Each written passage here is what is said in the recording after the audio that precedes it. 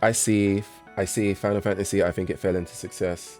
Like now, I get its pop culture, but what did it ever really do? I can answer that. So, firstly, I don't think Final Fantasy. If you had said that, it there would be a different answer depending on when you say that, right? Saying it now is one thing, but if you had said that 5 or 10 years ago, it's a different thing. But generally speaking, the one answer to that question is purely because of when Final Fantasy VII came out and how many people it affected, and how many. There are many people in this world who Final Fantasy VII was their first ever JRPG, like ever in life. And so if the question is what did Final Fantasy really do? It it I guess actually interestingly, I guess you could say that the timing of Final Fantasy VII's release was so perfect and uncontrollable for that the timing is what made it fall into success, like just trip down the stairs and fell into success because of the timing. But the game itself also was monumental. Like, yeah, FF7, it's like when they say the perfect storm, it was the perfect storm of great timing. The fact that it was the first like 3D RPG on the PlayStation 1, the fact that it was even on the PlayStation being a big deal, because prior to Final Fantasy being on the PlayStation, Final Fantasy was exclusive to Nintendo. So it was the first Final Fantasy that jumped ship from Nintendo, which was also a big drama and controversy. It was the first 3D Final Fantasy. It was so many firsts. It was so many firsts at one time that it just became a huge cultural phenomenon, basically. It's similar. You know what's a good example? Pre-7 was FF a thing. Yeah. Pre Final Fantasy 7, Final Fantasy was popular, but FF7 into the stratosphere. You know what? It's kind of like. You know how Dragon Ball Z, for a lot of people, was their first entry into anime. That would be the good comparison, right? There were plenty of animes before Dragon Ball Z, and Dragon Ball Z is not even the best anime, right? But because it was the first, it was many people's firsts, and Dragon Ball Z, like it as a show, it still was good, right? So it's a mixture of the quality of the show and the timing of the content is what made it blast through the clouds, basically. Yeah. So FF7 basically did what Dragon Ball Z did for the RPG genre in the Western world. I feel like even though anime is super popular now, it's still a bit more niche to Western consciousness than super. Yeah, that's kind of what I said as well. Superheroes were traditionally Western creations. And in addition to that, I think that with superhero movies, we can't escape from the family component. Like a lot of the movies are designed to be family friendly, like to be as universally acceptable as possible. So that's huge as well, right?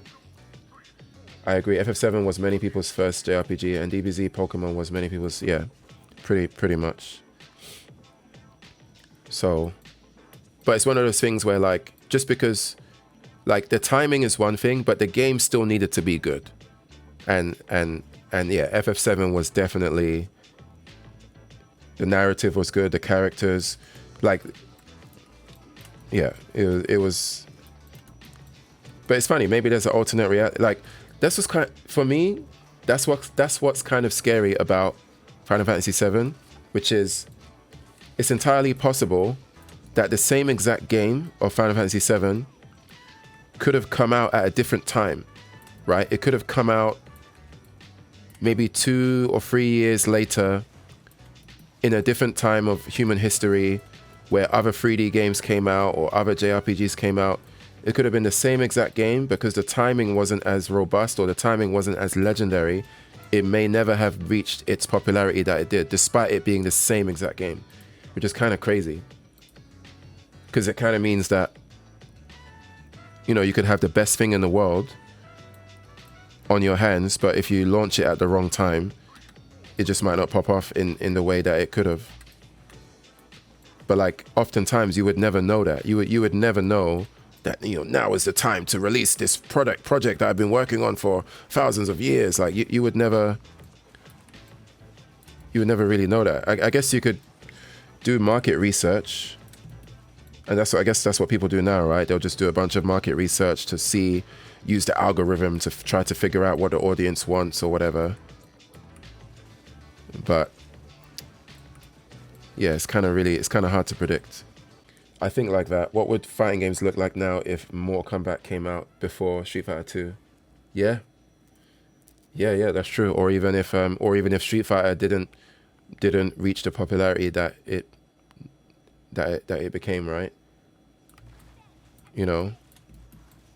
Or what if arcades died out a lot sooner? Like what if arcades died by the time Super Street Fighter 2 was out?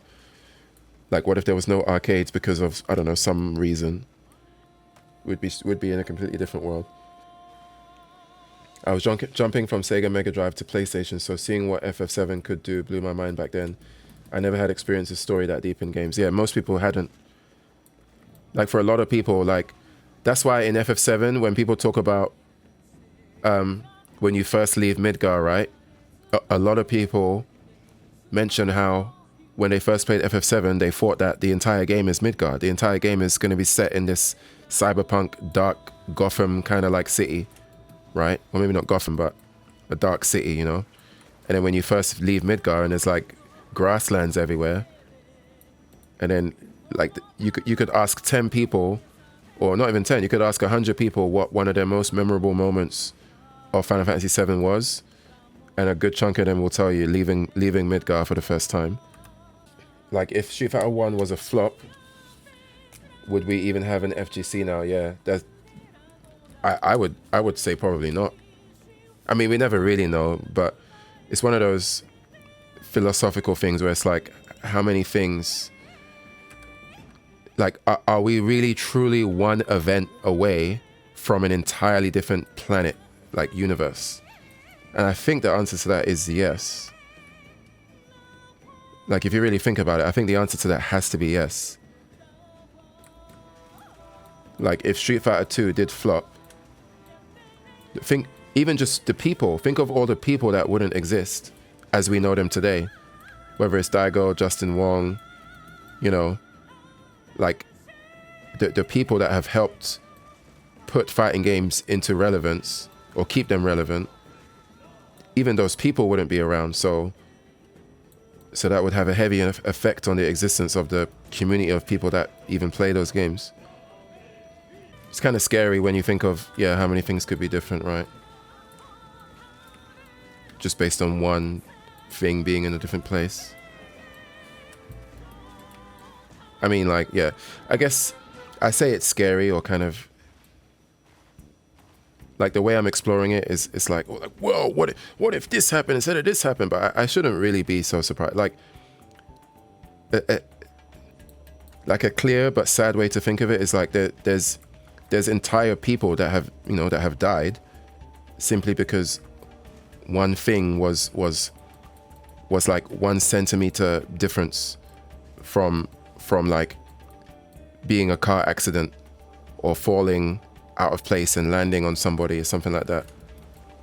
Like there was a story, I think it was like last year, and in Taiwan, where like these people were just standing at the bus stop, and the bus stop was located like, you know, just outside of like an apartment building where people live. And I guess there was like some construction going on, and like basically the air conditioner unit, like obviously the aircon is in the apartment, right? But there's a unit that's outside the apartment window that, you know, that is responsible for the mechanics of it or whatever.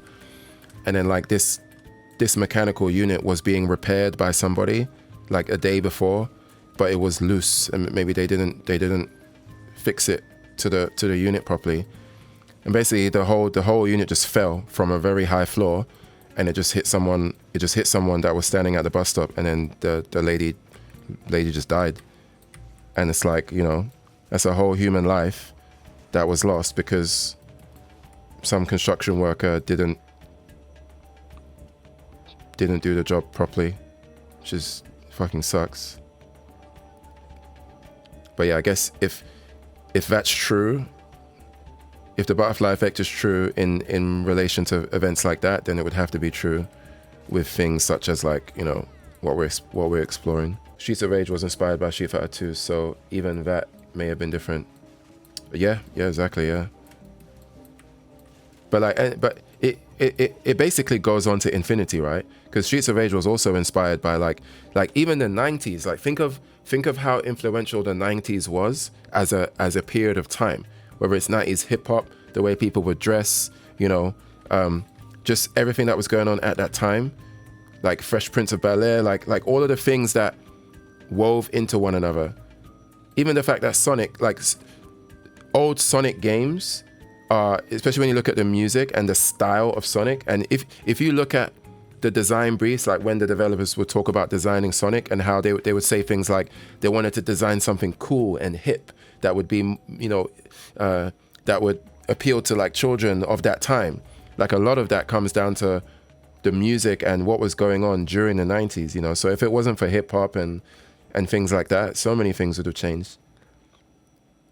Like even Streets of Rage's soundtrack having such a hip hop vibe to it.